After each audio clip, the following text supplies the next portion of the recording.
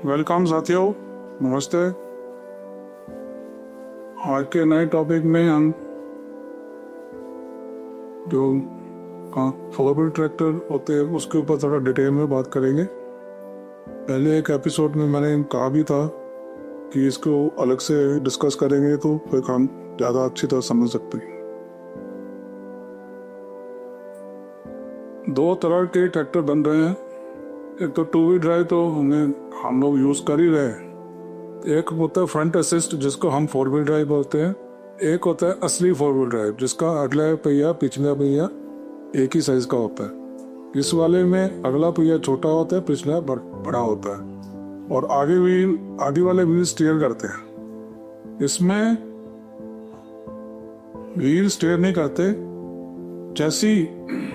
जैसी बीच में से बेंड होती है तो फिर मोड़ कटता है। ये फर्क है इसमें। तो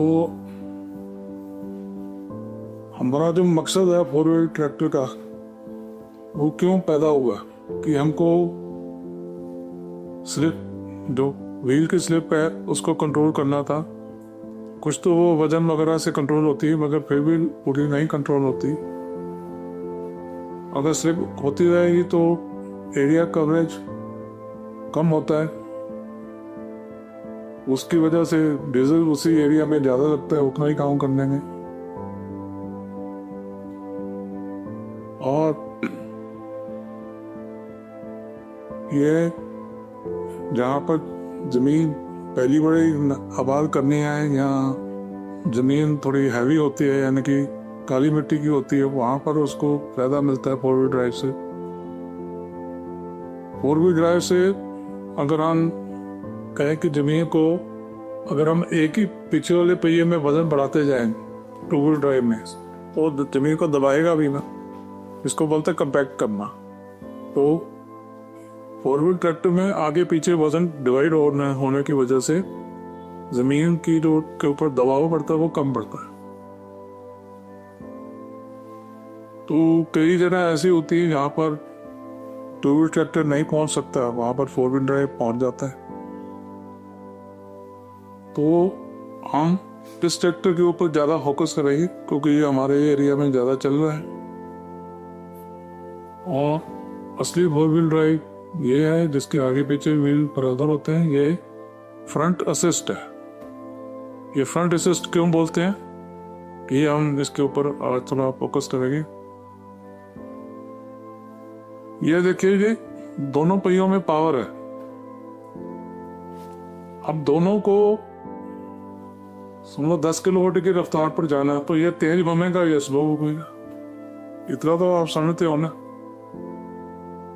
ये एक चैलेंज आ जाता है कि इसको स्लो घुमाकर इसको तेज घुमा के इसकी दोनों की रफ्तार बराबर करने में कैलकुलेशन करनी पड़ती है। गरारियों में दांतों की हेर फेर करनी पड़ती है, टायर के साइज में सिलेक्शन करनी पड़ती है। तो वो सब करना एक बड़ा अहमियत हो जाता है। अगर नहीं करेंगे तो एक दूसरे पहिए के ऊपर ही एक दूसरे का जोर जो है लगता रहेगा और काम करने में जोर जो मिलेगा वो कम हो जाएगा। अभी एक दूसरे में आपस में लड़ाई करते रहें तो फिर हमें जो फायदा लेना है इम्प्लीमेंट खींचने के लिए वो कम हो जाएगा ना। तो इन दोनों को आपस में हमने लड़ने से रोकना है, यानी कि एक दूसरे के ऊपर ये हावी हो जाए वो उससे हमें रोकना है इसको।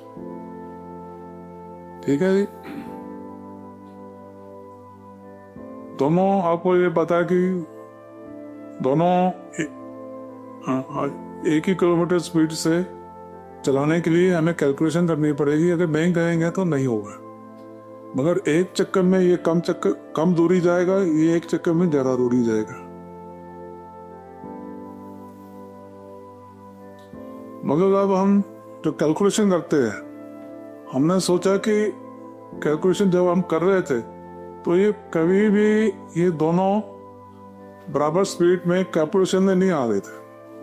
कभी इसकी स्पीड तेज हो जाती थी कैलकुलेशन में और कभी इसकी स्पीड इससे तेज हो जाती थी इस हद तक जब हम करते थे कैलकुलेशन में। वो सब हमने नुक्ते जमा लिए, गियरों की तब्दीली कर ली, टायरों का सही चेक कर लिया, मगर फिर भी ऐसी कोई स्टेज नहीं आ रही थी कि दोनों सेम किलोमीटर की स्पीड पर चले।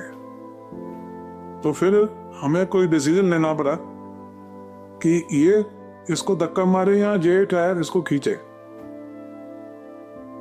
इसके ऊपर डिसीजन लेना था। तो फिर सभी इंजीनियर्स ने जो टेस्ट रिजल्ट से पता चला कि अरे ये थोड़ा 1 से 5% ज्यादा किलोमीटर तेज चलेगा तो इसको फायदा मिलेगा, तो पूरे ट्रैक्टर को फायदा मिलेगा। अगर ये स्लो चलता है और ये धक्का मारता है तो फिर अंदर गियर बॉक्स के जितने पुर्जे हैं उनको ऐसा लोड पड़ेगा कि वो जल्दी खराब हो जाएगा और फायदा ट्रैक्टर वाले को कम मिलेगा। ठीक है जी। तो इसको बोलते हैं स्लिप रेशो। इन दोनों में आपस में जो फर्क हमें कम से कम फर्क लाना था, मगर वो किसी कॉम्बिनेशन में 1% बनता है, किसी में 5% बनता है, और ये ज्यादा किलोमीटर चलेगा, ये कम चलेगा। असल में तो दोनों सेम किलोमीटर चल रहे हैं, मगर इस टायर को थोड़ा स्लिप करना पड़ेगा तभी ये दोनों बराबर चलेंगे। अभी ये स्लिप नहीं होगा तो फिर तो ये लोड पड़ेगा ना सभी पुर्जों के अंदर। ठीक है जी। आप उसके लिए जो कैलकुलेशन करते हैं वो कैसे करते हैं? अब जैसे टायर है, इसके ऊपर कोई वजन नहीं है, तो ये आधा हिस्सा और ये आधा हिस्सा बराबर होते हैं, क्योंकि टायर जो है प्रेशर से फूलेगा, तो ऊपर दबाव ही नहीं है तो हवा तो दब नहीं रही, ना टायर दब रहा है। जब हम टायर के ऊपर लोड डालेंगे तो टायर थोड़ा दबेगा, तो ये जो नीचे वाला हिस्सा है ये छोटा हो जाएगा, ऊपर वाला जितना पहले था उतना ही रहेगा। जैसे R1 R2 से बड़ा है, ऊपर वाला आधा हिस्सा बड़ा है, नीचे वाला आधा हिस्सा छोटा हो गया। ठीक है। ये जमीन में घुस के नहीं, टायर दब के हुआ है, तो इसको हम बोलते हैं रोलिंग रेडियस। ये रोलिंग रेडियस। अब जो कैलकुलेशन होगी R2 के साथ होगी। R1 तो किलोमीटर और सफर करने में कोई इसका योगदान नहीं है, जो नीचे वाला हिस्सा है वही कैलकुलेशन में योगदान देता है। तो जब वजन ज्यादा हो जाएगा तो ये दबेगा, और R2 और भी छोटा हो जाएगा।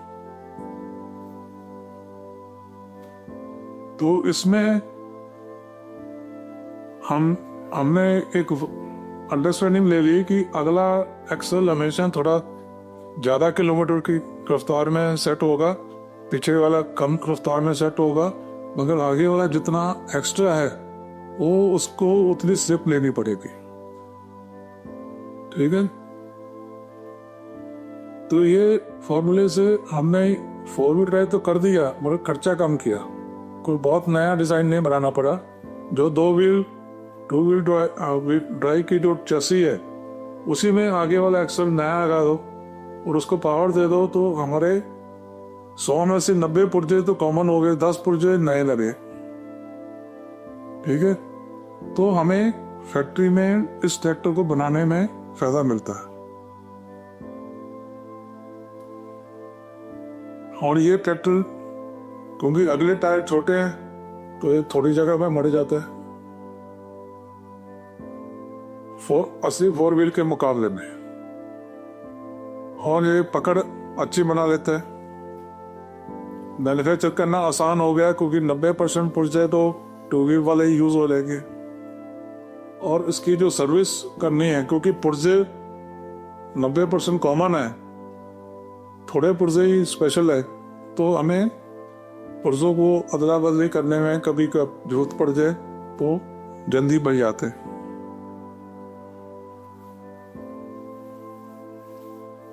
अभी इसकी जो शेप,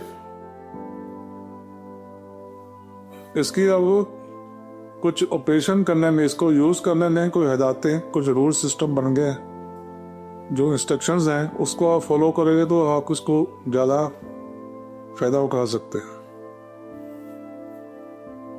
क्योंकि ये दोनों सेम डिस्टेंस नहीं कवर करते, तो इसको स्लिप करके दोनों सेम किलोमीटर जाएंगे। तो जब स्लिप करेगा, अगर जब मट्टी पर स्लिप करता है तो टायर के घिसने के चांसेस बहुत कम हो जाते हैं। अगर ये पक्की जगह में स्लिप करेगा तो टायर जल्दी आगे वाला घिसेगा।